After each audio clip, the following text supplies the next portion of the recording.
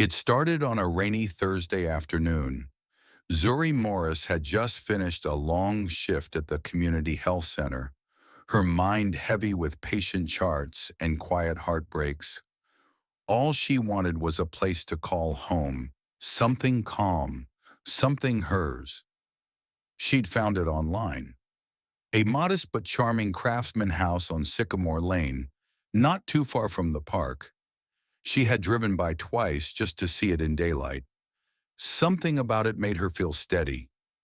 She walked into the realtor's office with a folder tucked under her arm, pre-approval letter, bank statements, and her ID. The receptionist barely looked up. "Can I help you?" "Yes," Zuri said, trying to stay cheerful. "I'm here to inquire about the house on Sycamore Lane.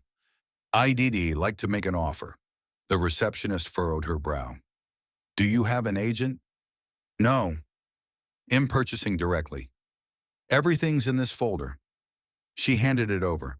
The woman took it with the same expression one might give a coupon expired 3 years ago. 10 minutes later, a man in a blue suit appeared. "Hi, I'm Peter. Let's have a quick chat." In the glass office, Zuri laid out her interest clearly, but Peter didn't even open the folder.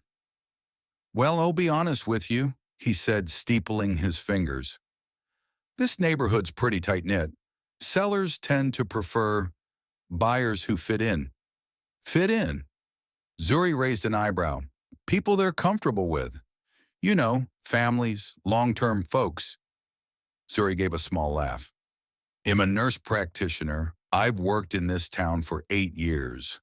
How much more long-term do you need?" He smiled, but it didn't reach his eyes. "I'll pass your information along, but don't get your hopes up." The next day she got a call.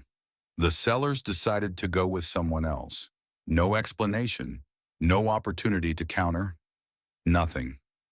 At dinner, Zuri sat across from her godmother, Loretta, an elegant woman with sharp eyes. "Again?" Loretta asked, spooning collard greens onto a plate. "Again. You know what that means, baby girl." "That am not welcome," Zuri muttered. "No," Loretta said firmly. "That you gotta stop knocking on closed doors. Build your own house instead." That night, Zuri opened her laptop. The screen glowed as she pulled up county property records. She didn't sleep. By morning, she had a list of 20 properties, some vacant, some distressed, some owned by landlords who didn't care. She called Marcus Lee, her old college roommate, and now a real estate analyst in Chicago. "You're really doing this?" he asked over Zoom. "I'm not just buying a home anymore," she said. "I'm building a block. You've got the capital, I've got enough. And what I don't have, I'll raise." They started with 3 small lots, so an old duplex, one burned-out bungalow, and a corner property with broken windows. Each purchase was made through an LLC, quiet, strategic. She hired a contractor team led by Maria, a Latina builder, who'd been underbid too many times by less qualified firms. "We're going to do this right," Maria told her. Brick by brick. Every paint stroke, every nail was placed with intention. Zuri walked the lots daily, boots muddy, sleeves rolled up. Neighbors peeked through windows. Some smiled. Others didn't. One evening, as she stood in the frame of what would be a community reading room, a young boy walked up. "Is this your house?" he asked. "Not just mine." She smiled. "Ours." Zuri Morris stood across the street from the pristine white house with the open house sign fluttering on the lawn. Her heart pounded, not from excitement, but from the sharp sting of memory. She had already been rejected by 3 different realtors in this town, each time a different excuse. This time she was done laying along. She crossed the street slowly, head held high, wearing her navy blazer and a calm expression that masked her simmering disappointment. Inside, the house smelled of fresh paint and lemon polish. A young couple laughed in the kitchen as the realtor, Tall man with perfect hair and a smug grin pointed out the features of the newly renovated island. When he saw Zuri, his smile faltered. "Can I help you?" he asked, his voice clipped. "I'm interested in this property," Zuri said, firm but polite. "I saw it was listed for open viewing." The realtor blinked. "Right. Do you have an agent with you?" "I'm not represented," she replied, "but I have pre-approval and I came prepared with an offer." He shifted uncomfortably. "Well, this property's gotten a lot of interest." "It's competitive." Zuri glanced around. The only other people were the young white couple, who were now pretending not to watch. "I'm sure it is," she said evenly, "but I believe him as qualified as anyone else here." He gave a hollow chuckle. "We'll see. You can look around, of course."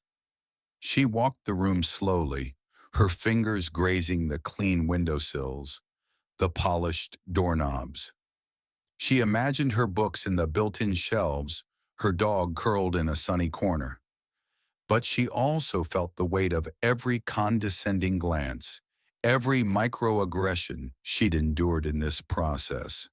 By the time she handed over her offer, she already knew what would happen. "We'll be reviewing offers over the next few days," he said, barely looking at her. 2 days later, she got the call. Unfortunately, the sellers went with another buyer. No counter, no negotiation, just another door slammed quietly in her face.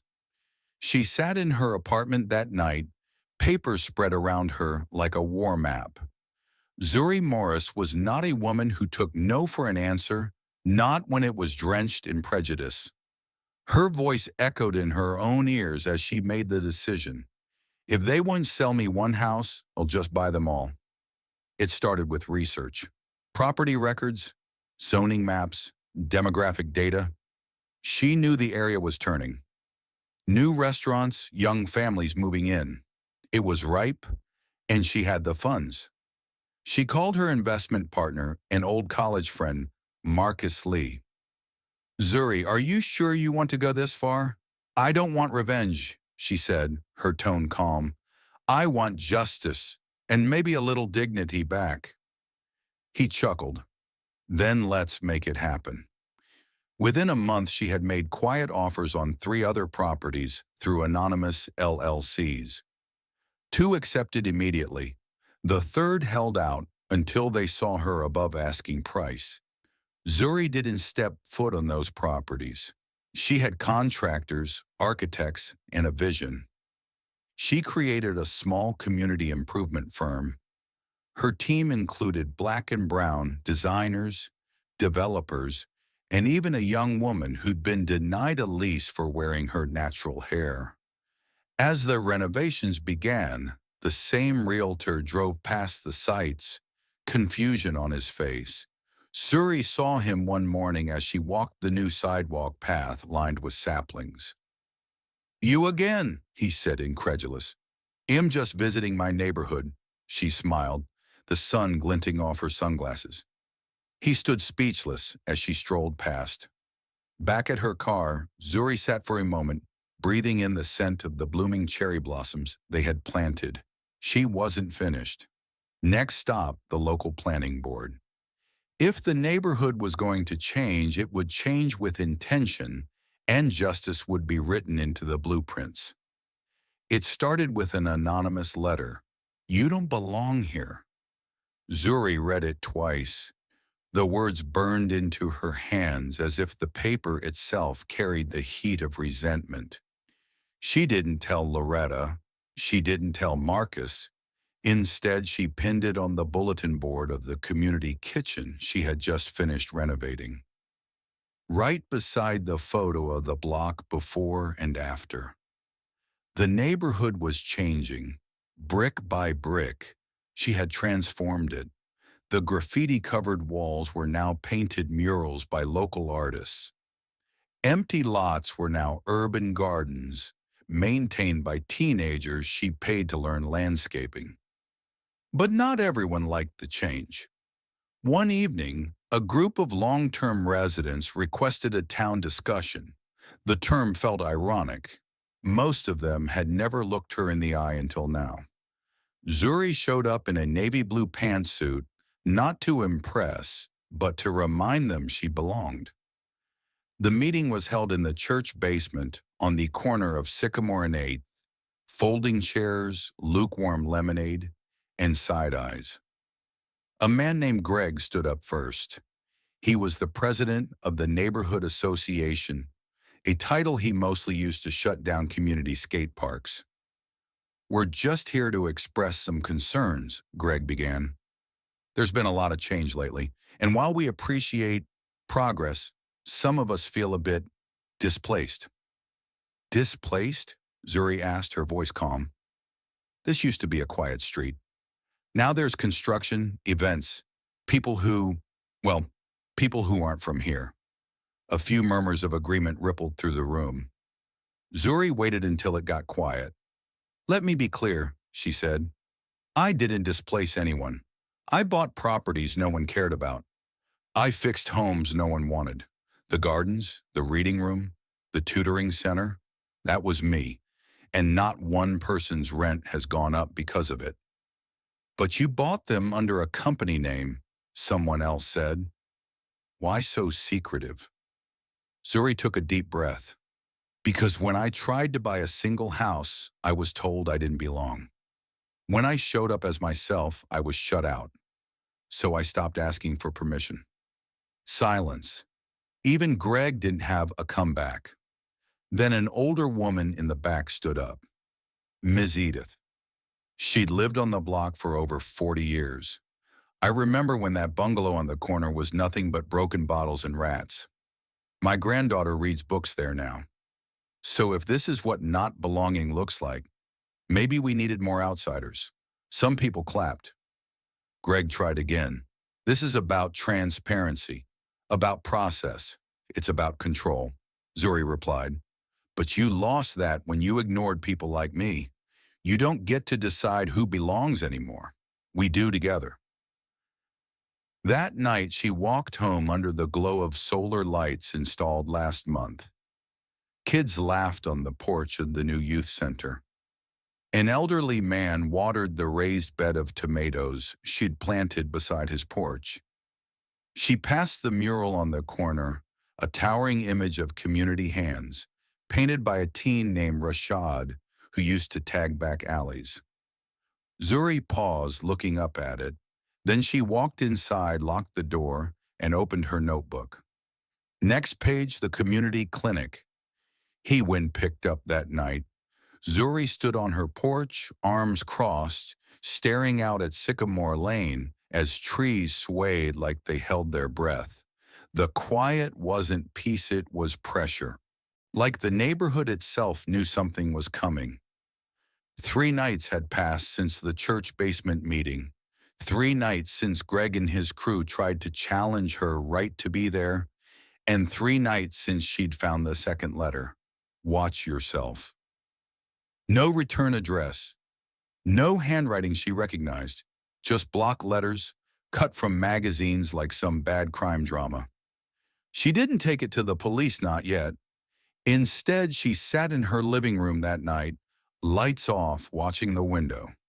She wasn't scared. She was furious. Loretta showed up the next morning with a pound cake and questions. "That look in your eye," Loretta said, placing the cake on the table. "That's the same look your mother had when they refused to rent to her on Lincoln Avenue." "What happened?" Zuri passed her the note. Loretta read it, mouth pressed into a line. "They see you winning, and that scares them," Loretta muttered. "That fear turns to ugliness." Zuri nodded. "Then it'll shine so bright they have no shadows left to hide in." Later that day, Marcus called. "We've got a problem," he said. "How bad?" "One of the neighbors went to the city zoning board. They're trying to halt your community clinic build. Claimed it's going to attract the wrong kind of people." Suri let out a slow breath, then laughed. "I am the wrong kind of people, apparently. We can file a counter petition, but it's going to be a mess. Good, let it get messy. People need to see this. That night, she went door to door. No assistants, no clipboard, just her voice, her conviction. She knocked on every door from Maple to Chestnut Street, explaining the plan for the clinic, listening to worries, answering with truth. It's not just about medicine, she told a skeptical young father holding a toddler. It's about dignity. You shouldn't have to take 2 buses for a flu shot. Some people nodded, some slammed the door. One woman cried. By week's end, the zoning board had a counter petition 200 names deep. Still, the city hearing loomed. A public showdown. Zuri prepped like she was headed to trial. Marcus flew in. Maria, the contractor, showed up in work boots and a blazer. Even Miss Edith promised to testify. If they want to fight, Zuri said, staring at her reflection in the mirror that morning, well, give them a movement. The city hall chamber buzzed like a beehive of whispered judgment. Everyone was there. Greg in his pressed khakis, arms folded. Ms. Edith in her Sunday best with a folder of testimonies. Marcus and Maria flanking Zuri like lieutenants in an army of change. Even local reporters leaned in, their cameras ready. Zuri adjusted her blazer, smoothed the edges of her speaking notes, and scanned the crowd. Her heart thudded, not from fear, but from the weight of every no she had ever turned into a watch me. The city zoning board took their seats. The chairman, Mr. Lovell, cleared his throat. We're here to hear arguments regarding the proposed community clinic on Sycamore Lane. Greg stood first. We respect progress, he began, but this clinic will bring traffic, increase noise, lower property values. What you mean is, it will bring in people you don't understand, Zuri said, standing. Lovell raised a hand. Ms. Morris, you'll have your turn, Greg continued. We just want to preserve the neighborhood's integrity. Zuri took a step forward. And whose version of integrity are we preserving? The one that left lots abandoned? That let families go without heat in winter? She handed out packets photos of the street before and after, letters of support, a map of medical deserts in the city. I didn't come here to gentrify. I came here because you locked the front door and left the keys on the floor. I picked them up. Loretta's voice rang from the back, and opened it for everyone. Zuri continued. This isn't about a clinic. It's about power. You refused to sell me one home. So I bought the block. I didn't do it out of revenge. I did it because if people like me don't invest in us, who will? The room was still. Even Greg looked like he was rethinking the buttons on his shirt. Miss Edith stood. My husband died in that neighborhood. No ambulance came in time.